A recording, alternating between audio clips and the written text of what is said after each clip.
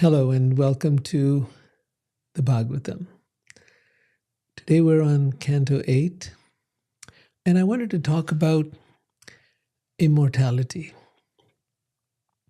The truth is, nobody wants to die.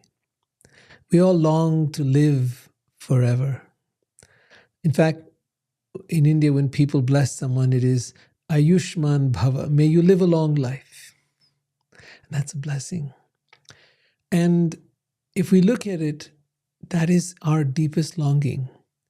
We don't want to get sick. We don't want to get old. We want to be young forever. We want to live forever. Even the cockroach doesn't want to die.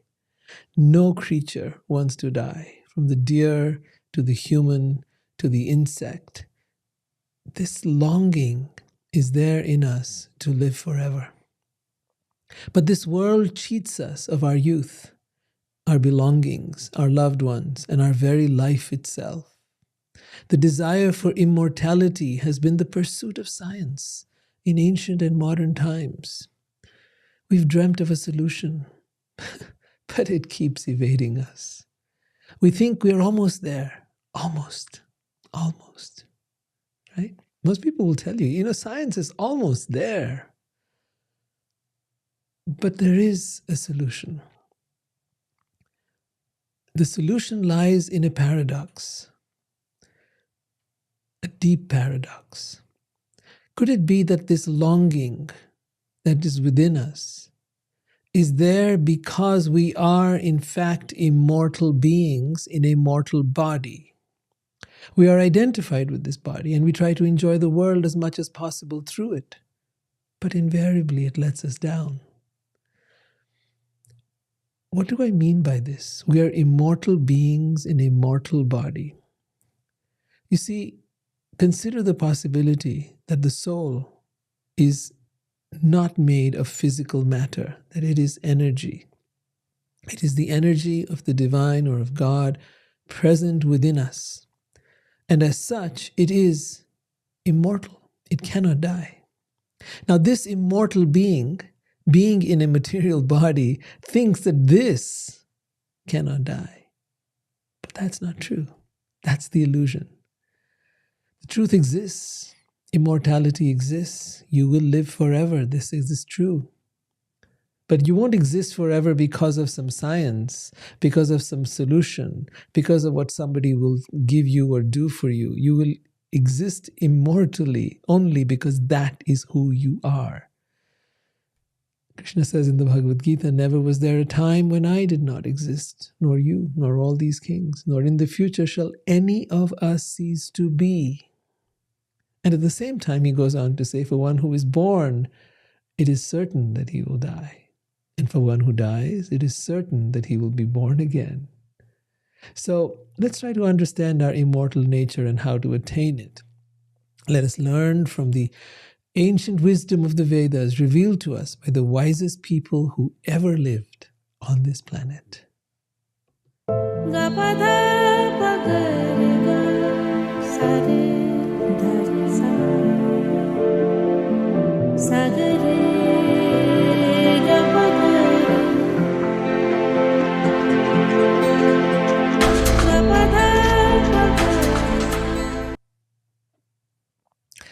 So, the Bhagavatam takes us on a very interesting journey. It tells us that what we've been longing for is within us. And as we read the narratives, the stories, the histories of the Bhagavatam, it tells us of great personalities who were on the same pursuit as we are now. You're here listening to this because there are answers you seek. And you seek answers just like those before you who came thousands of years ago. They too were seeking. So the Bhagavatam is a discussion between the great king Parikshit, who was cursed to die in 7 days, and the great sage Shukadev, the son of Vyas. And the king is asking him about the nature of life, the nature of the soul, the nature of God, everything that we've always wondered about. And because they have 7 days and nights, Shukadeva is going into great detail.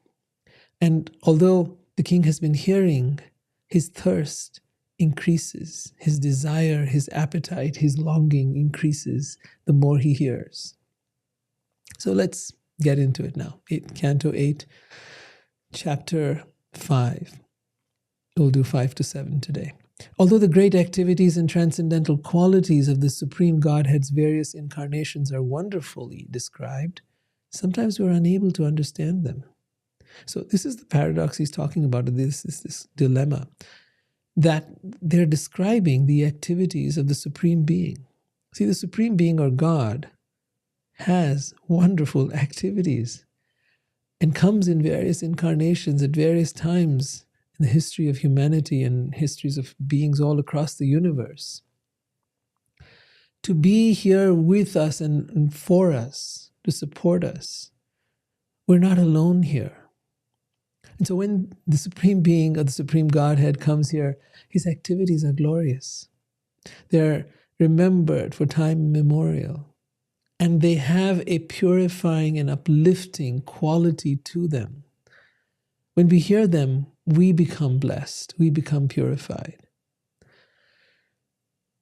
And so what Parikshit is saying, the king Parikshit is saying, is that although these are incredible activities, they're difficult for us to understand because we have limited brain power, we have limited ability.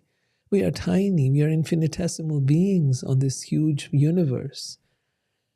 However, everything is possible for the Supreme, for Lord Vishnu. If one could count the atoms of the universe, he says, then perhaps one may be able to count God's transcendental qualities. Like, how do you count the qualities of the infinite? You and I have some qualities, but we're tiny. We have a few qualities, some good, some bad. How do you count the qualities of God? What are those qualities? And are they limited or unlimited? King Parikshit then inquires further from the sage Sukadeva, who is the son of Vyas. Vyas is the one who wrote all the Vedas, the ancient texts of wisdom that were there for thousands of years, before any of our modern day religions, before Buddhism, before Christianity, before Islam, before any of that, for thousands of years before were the Vedas.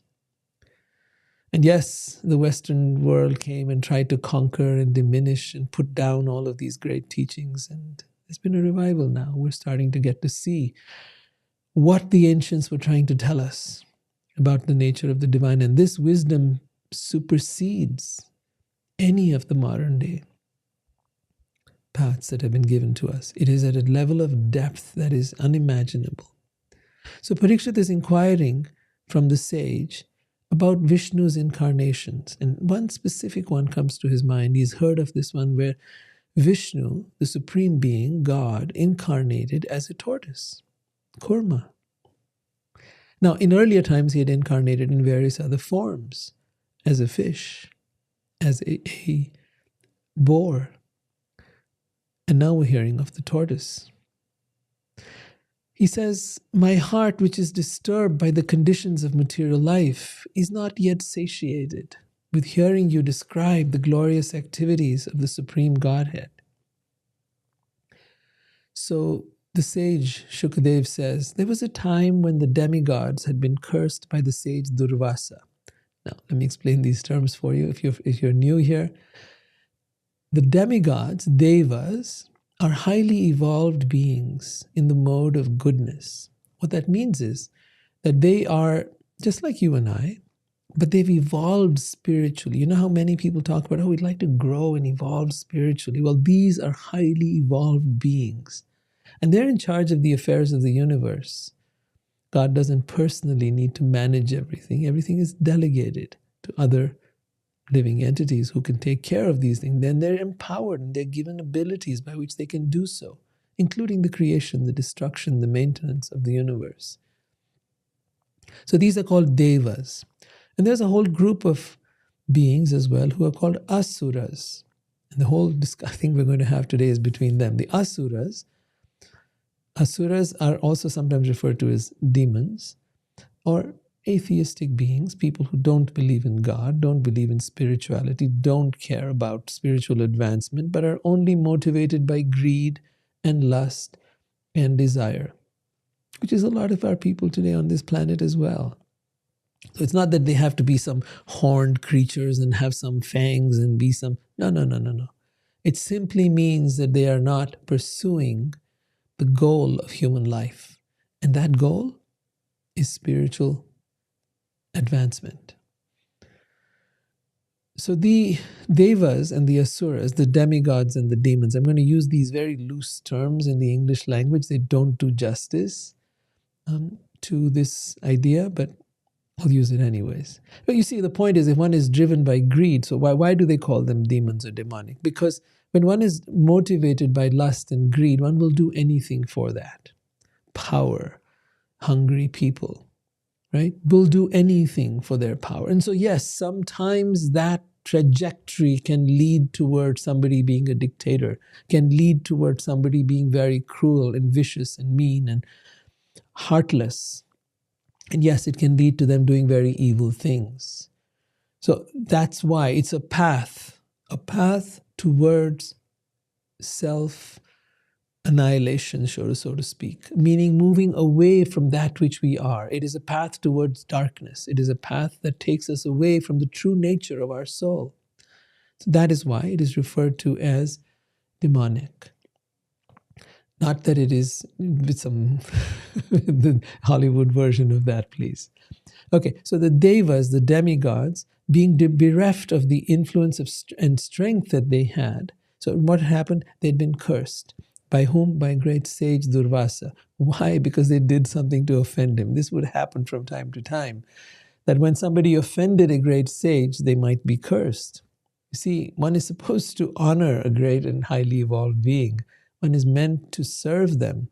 But sometimes people do things that are offensive and not appropriate, and in which case they can be cursed and punished. So Durvasa had cursed the demigods, and they were now bereft of their influence and strength, and they approached Brahma. Brahma is the creator of the universe, of this universe. There are many universes, trillions of them, and there are trillions of Brahmas. In every universe there is a Brahma, and there is a Vishnu, and there is a Shiva, the creator, the maintainer, and the destroyer of the universe. But above that is the supreme being, God, also known as Vishnu, and also known as Krishna. All right, so the demigods, being bereft of their influence and strength, approached Brahma, and together they went to the abode of Vishnu, which is beyond the material world. They had heard of him from the Vedas, but never seen him. Brahma said, O Supreme Being, O changeless, unlimited Supreme Truth. These are very important words.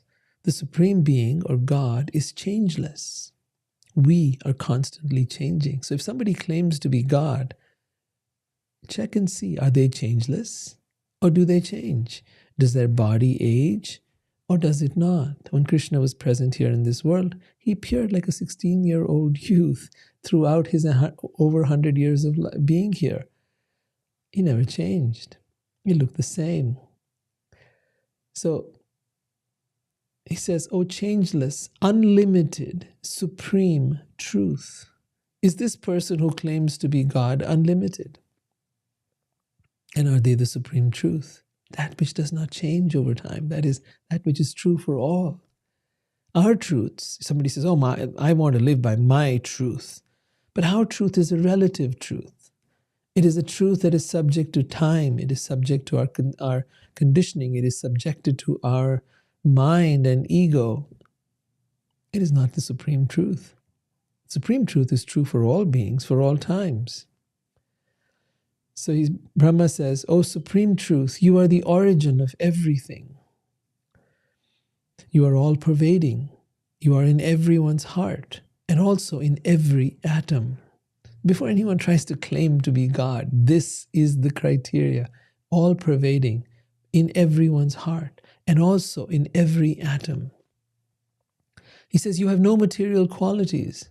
Indeed, you are inconceivable.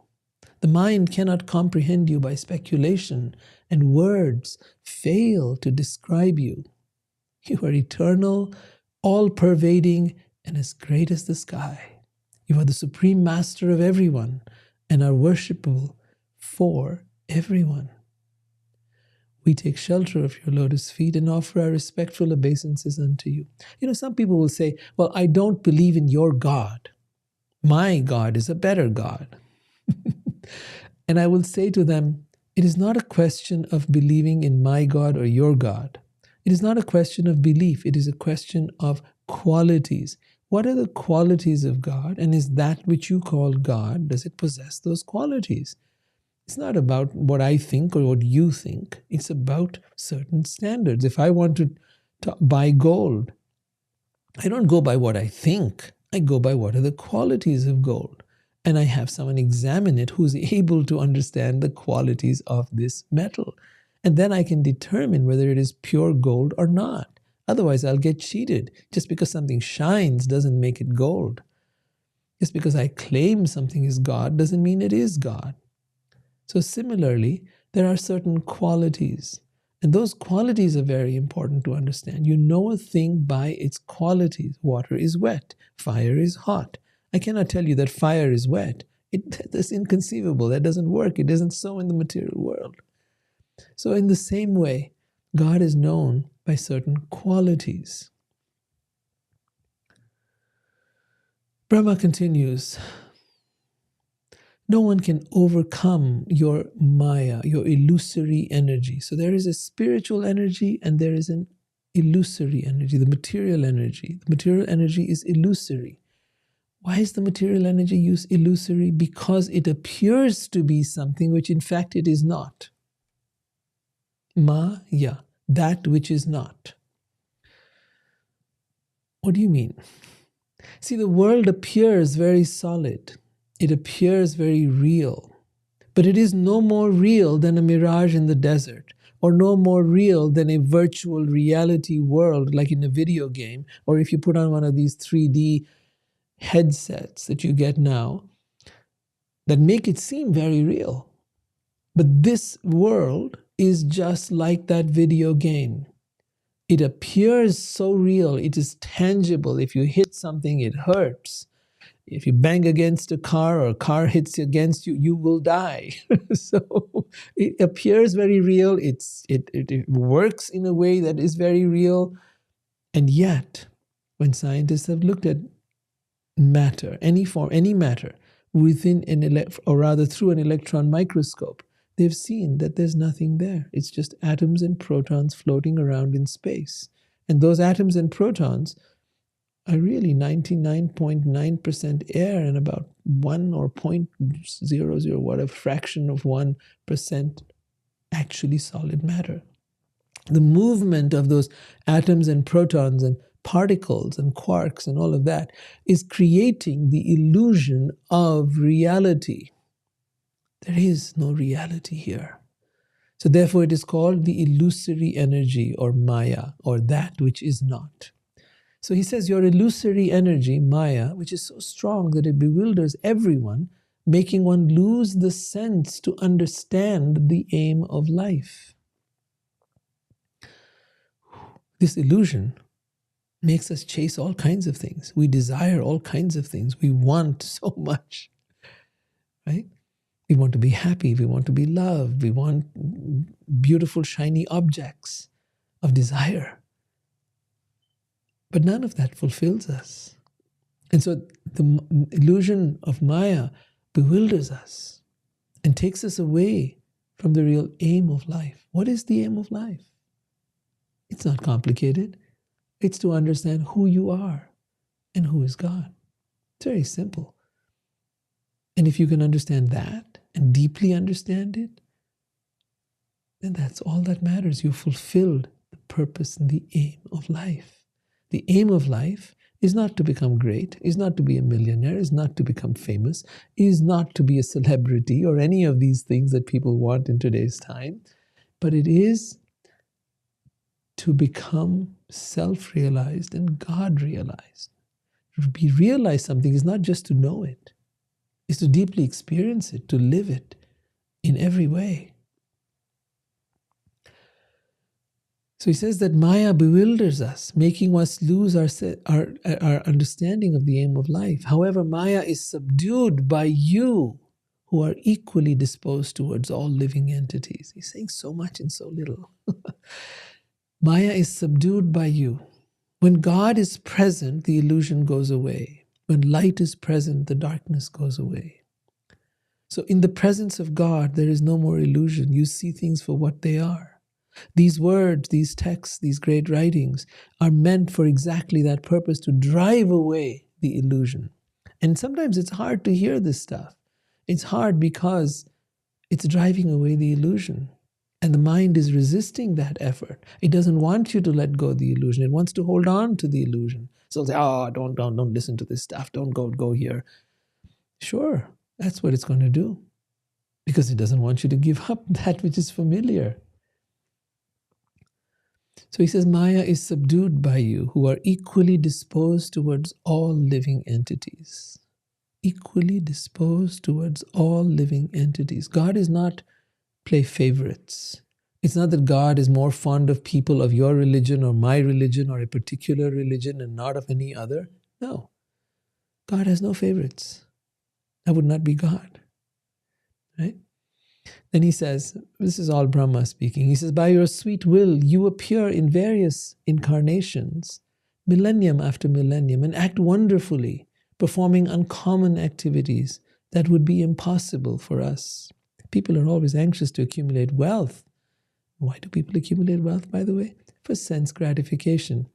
And for that purpose, they work very hard. Yet the results that they obtain are often frustrating and not very satisfying.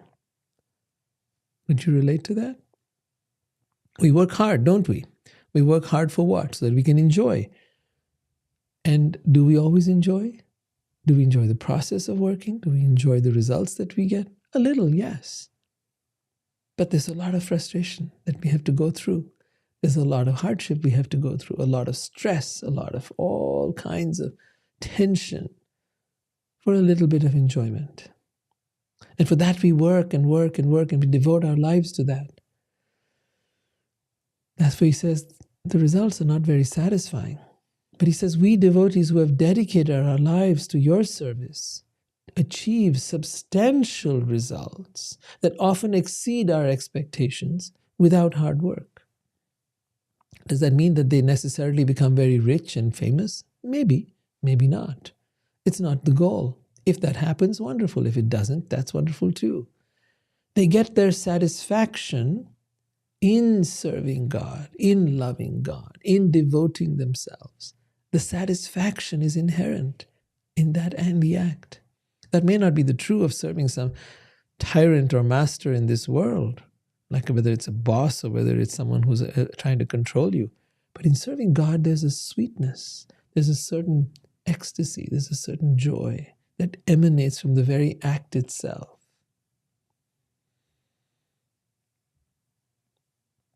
Then he says, activities dedicated to you, even if performed in small measure, never go in vain. You are the Supreme Father and naturally always ready to act for the good of all living entities. When one pours water on the root of a tree, the trunk and branches of the tree are automatically pleased. Similarly, when one becomes a devotee of Vishnu or God, the entire universe is served, for you are in the heart of everyone. So take that example. When you water the root of a tree, the entire tree is automatically pleased. Similarly, when you serve God, when you become a devotee or a lover of God, then everyone is served. The entire universe is served because God is in the heart of everyone. O Supreme Godhead, we are surrendered unto you and wish to see your original form and smiling lotus face.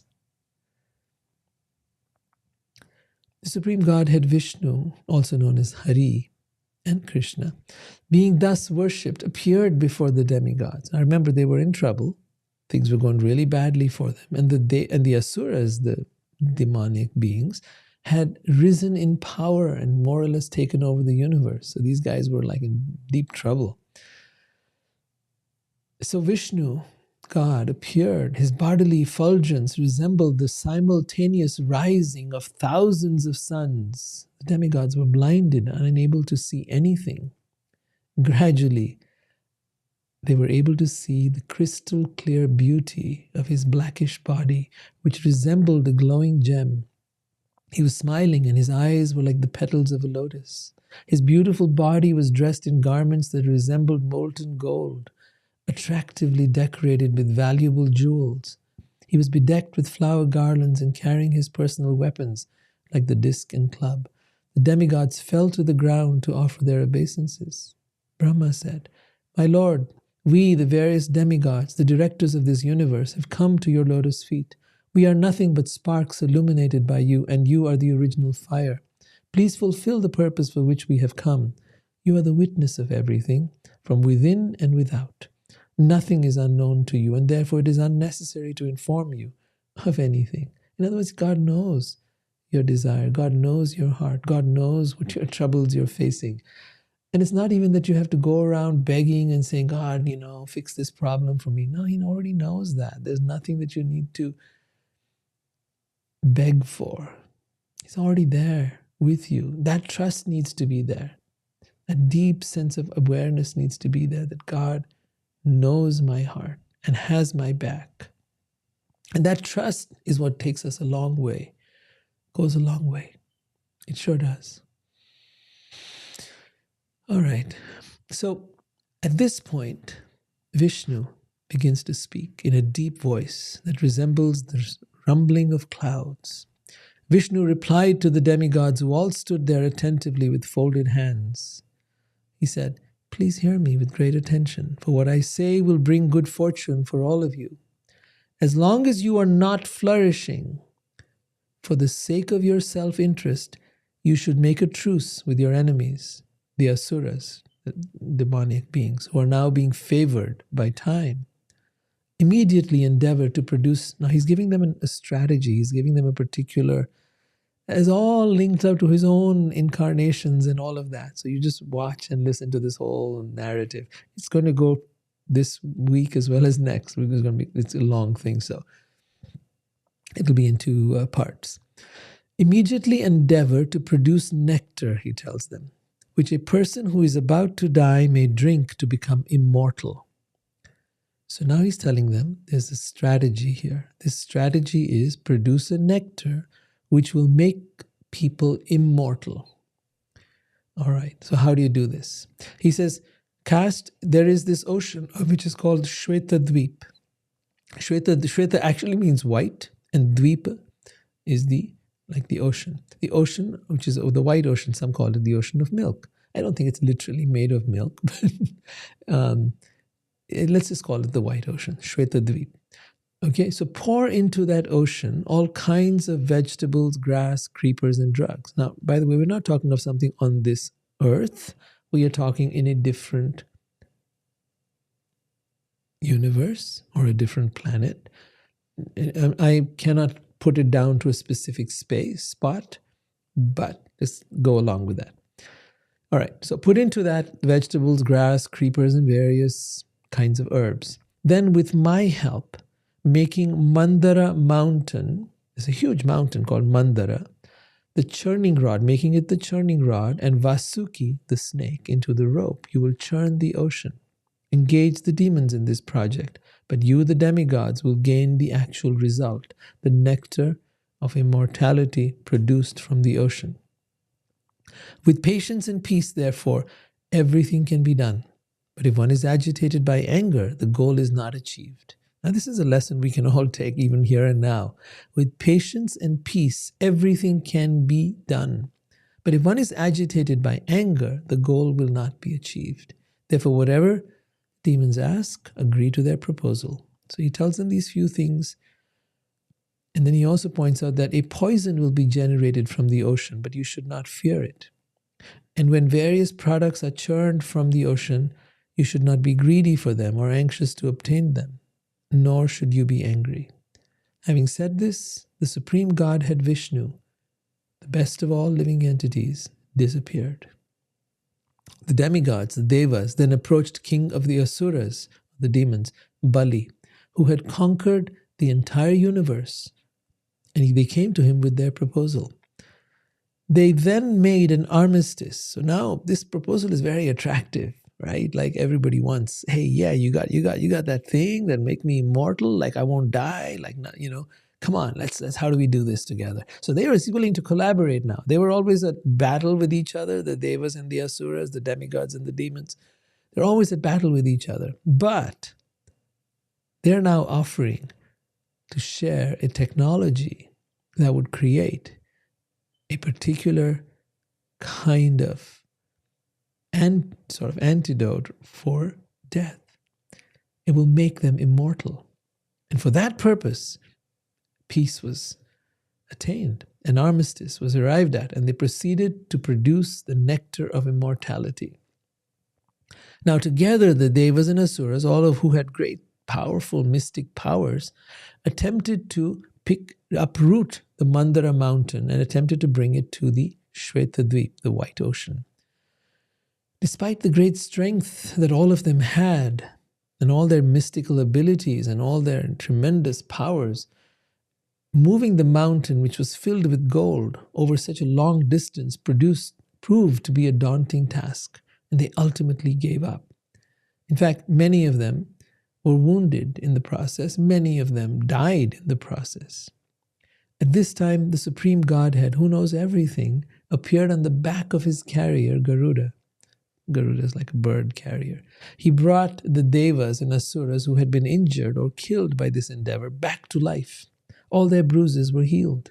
He then lifted the mountain with one hand, placed it on the back of his bird carrier Garuda, and took it to the White Ocean, Shvetadvip.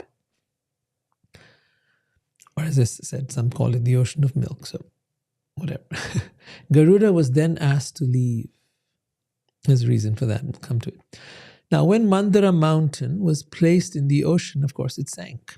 Everyone was disappointed, but then Vishnu took the shape of a tortoise, Kurma, and he entered the water and lifted the great mountain on his back, which extended, the mountain extended for 800,000 miles, like a large island.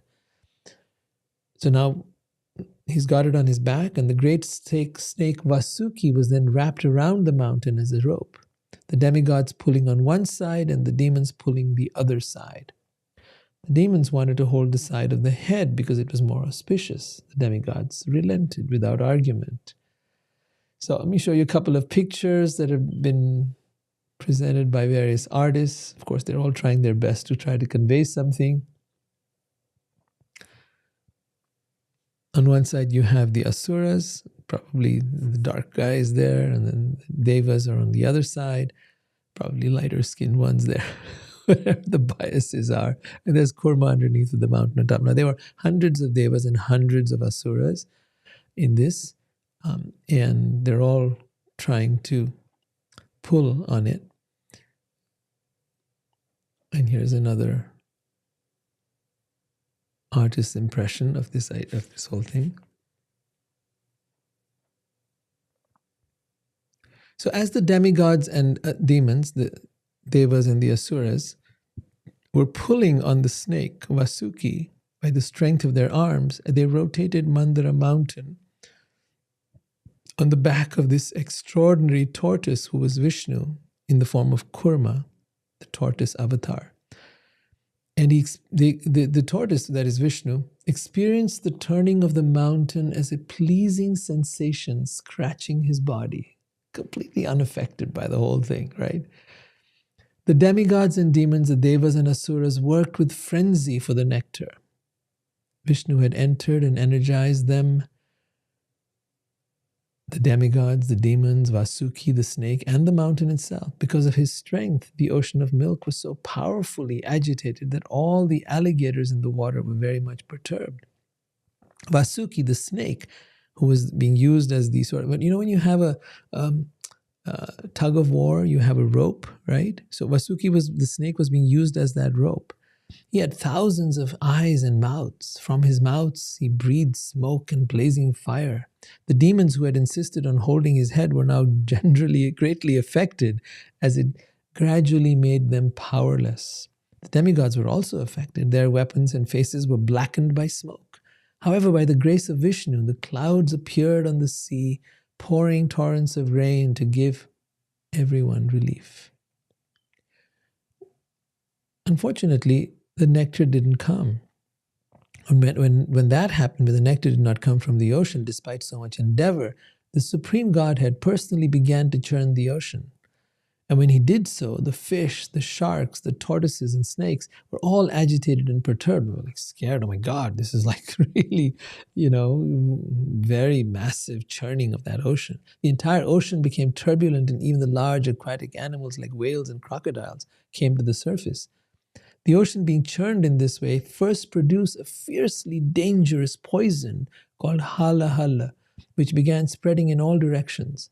The demigods, feeling very much afraid, approached Shiva, Sadashiv, that is the original Shiva, and sought shelter of him. Now this is an interesting piece where Shiva gets involved. Shiva is known as Mahadev. Mahadev is the greatest of all devas, the greatest of all the demigods. He's Mahadeva. So Shiva was sitting on the summit of Kailash hill with his wife. Kailash is actually a great mountain in the north part of India. Well, now it's technically, I think, been taken over by China or some such, Tibet maybe. And no one is able to actually walk on it or actually climb it.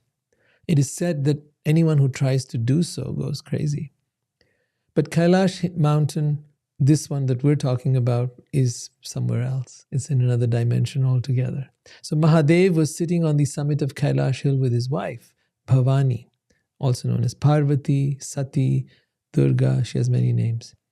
Bhavani, and he was being worshipped by great saintly persons who desired liberation. The demigods offered him their respect and prayers, and they prayed, "O greatest of all demigods, Mahadev, we have come to the shelter of your lotus feet. Please save us from this fiery poison which is spreading all over 3 worlds. You are the cause of bondage and liberation of the entire universe because you are its ruler." See, Mahadev or Shiva is extremely powerful, greater than all the other devas. He is, in fact, an expansion of Vishnu himself. Those who are advanced in spiritual consciousness surrender unto you. You mitigate their distress and are the cause of their liberation. You are self-effulgent and supreme. You create this material world by your personal energy, and you assume the names Brahma, Vishnu, and Shiva for creation, maintenance, and annihilation. You are the original cause of the Vedic literature. So now much of these descriptions that you're hearing sound like what they would say about Vishnu, about the Supreme Being, about God. And yet Shiva is not God. He is in this incredibly beautiful place. He's an expansion of Vishnu, which means he has all the potencies, and yet he's there for a particular function. So a lot of people get confused on this topic, but I hope you can be clear about it. And if you have any questions, please ask, and I'd be glad to explain them in the chat right now or at any other time whenever you're watching this video. Please feel free to write it in the comments. So they continue. Those who do not know your austerity see you moving with your wife Parvati and misunderstand you to be lusty. Or when they see you wandering in the crematorium, they mistakenly think that you are ferocious and envious. Certainly they are shameless. They cannot understand your activities. O greatest of all rulers, your actual identity is impossible for us to understand. As far as we can see, your presence brings flourishing happiness to everyone. We cannot offer you adequate prayers, but as far as our ability allows, we have expressed our feelings. Now, Shiva is always benevolent to all living entities. Shiva is benevolent. And when he saw that everyone was very much disturbed by the poison, which was spreading everywhere, he became very compassionate.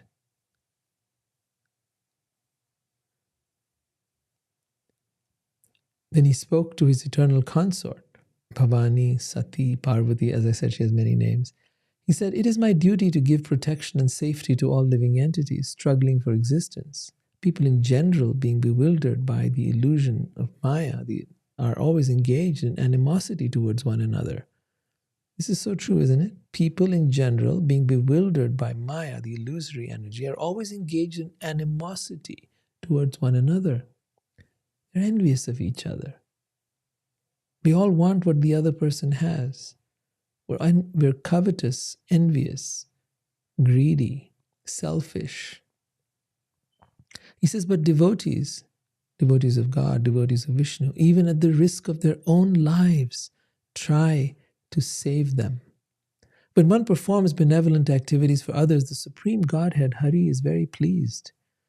And when he is pleased, I am also pleased, along with all other living entities. Therefore, let me drink this poison, so that all living entities may thus become happy. You see, he's so giving and so wanting to be of service.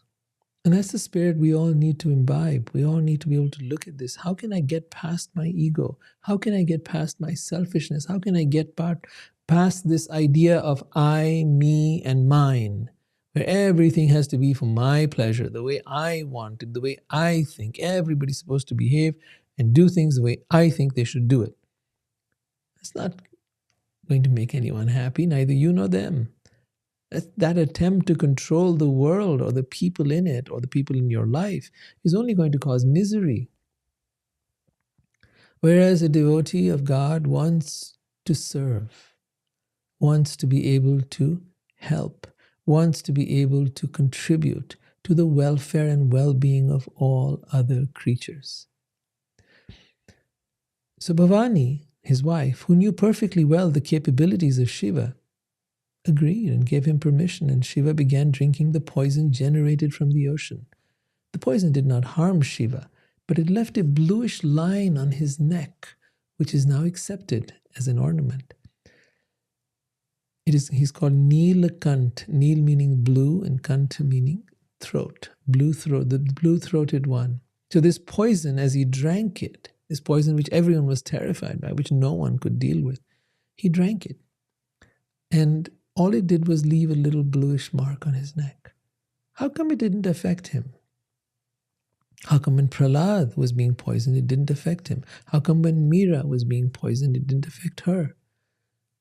Because these people, these great personalities, know that they are protected by the divine. They are protected by God, that nothing can harm them. They have that deep trust. And because they do, nothing can harm them. The world is not more powerful than God is. God is the most powerful. And when you trust, and like I see people who are very scared of, let's say, germs, germophobes, right? Or people who are scared of dust, dirt, bacteria, whatever else it might be, right? Or they're scared of other people or other situations or energies or even demonic forces. And to them I would say, you don't understand the power of God. It's not about you believing in God. It's about you connecting with God, having a relationship with God, and then being in the protection of God. And when you are protected, nothing can harm you. So Shiva is drinking poison here now. I'm not asking you to do that, please. We are not at the level of Shiva. We are not at that place. So some people try to imitate Shiva. They say, oh, he can do this or that. And some place people believe he sometimes takes some kind of marijuana or some kind of substance, and they should also imitate him. But before you try to imitate Shiva, go ahead and see if you can drink up an ocean of poison. And if you can't, please back off and stop trying to imitate a great soul, a great being like Shiva. It continues here. It is said that great personalities almost always accept voluntary suffering because of the suffering of people in general. So in other words, they take on the suffering of others. The same thing was attributed to Christ. People say, oh, he suffered for your sins. Well, this has been going on for thousands of years. Great souls, great personalities, even before Christ, well before Christ, do this because they are compassionate, because they are kind, because they are willing to take on the suffering of others. They're not bothered for their body or their well-being or any of that. What they want to do is to serve humanity in general, to see others become happy, to see them be uplifted and come closer to God. And if that can be attained, then any sacrifice is worth it, including the sacrifice of this body, this vehicle. So he says, this is considered the highest method of worshipping the Supreme Godhead who is present in everyone's heart. Upon hearing of this act, everyone highly praised Shiva, who is worshipped by the demigods and who bestows benedictions upon the people. So here is an image of Shiva drinking from the ocean, the poison that was coming out of it, and which was now polluting the entire world. Oh, here's a close-up too.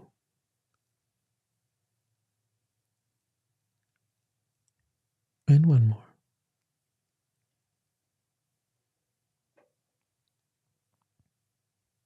So we'll stop here for today. There's a lot more that happens in this story. There's much more to learn from it. And I invite you to be there for the next episode. We're going to go deeper into it. It's really going to reveal to us so many more interesting facets. Vishnu not only appears as Kurma, but he also appears as Mohini, the most beautiful woman ever. So be there for the next episode. Now let's take a look and see if any of you have had any questions or would like to ask something. I'd love to be able to look at your thoughts. Let's see if there are any. Well, so far nothing. So, all right. I shall let those of you who come to this later on write down in the comments. Please ask your questions. Please feel free to inquire. I'm always here for you and glad to be of service in any way I can. So feel free to ask your questions, and I'll see you next week in the next episode.